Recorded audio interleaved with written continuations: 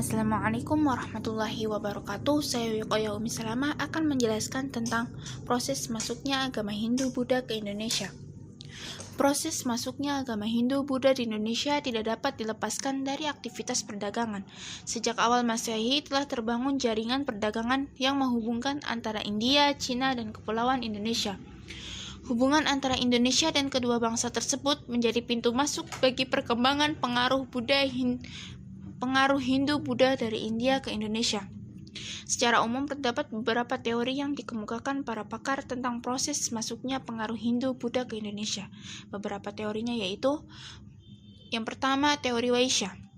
Menurut teori Waisya, pengaruh Hindu-Buddha di Indonesia dibawa oleh golongan pedagang Waisya India dan disebarkan melalui jalan damai. Teori Waisya dikemukakan oleh Nicholas Johannes Crom. Yang kedua, teori Ksatria. Ada 3 pendapat tentang masuknya kebudayaan Hindu-Buddha ke Indonesia. Yang pertama, menurut Christian Berg, para ksatria India terlibat konflik perebutan kekuasaan di Indonesia. Keterlibatan tersebut ditunjukkan dengan adanya bantuan ksatria India dalam pertikaian penguasa lokal di Indonesia. Yang kedua, menurut David Kahn Bosch, menyatakan para ksatria membangun koloni-koloni yang kemudian berkembang menjadi sebuah kerajaan.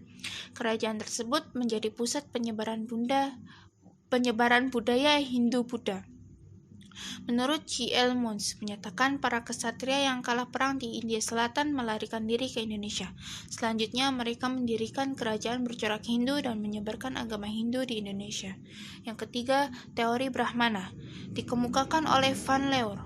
Agama ini disebarkan oleh kaum Brahmana ke Indonesia. Para Brahmana datang ke Indonesia atas undangan kepala suku yang tertarik dengan agama Hindu.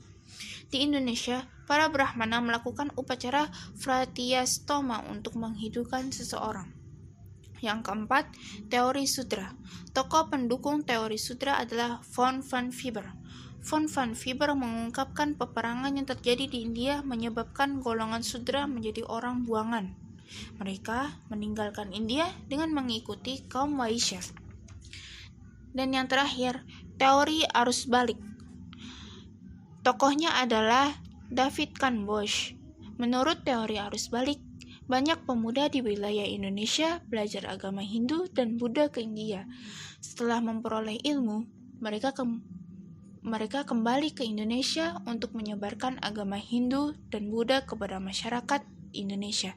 Sekian dari saya. Apabila ada kata-kata yang salah mohon dimaafkan, dan apabila banyak kekurangan mohon dimaafkan juga.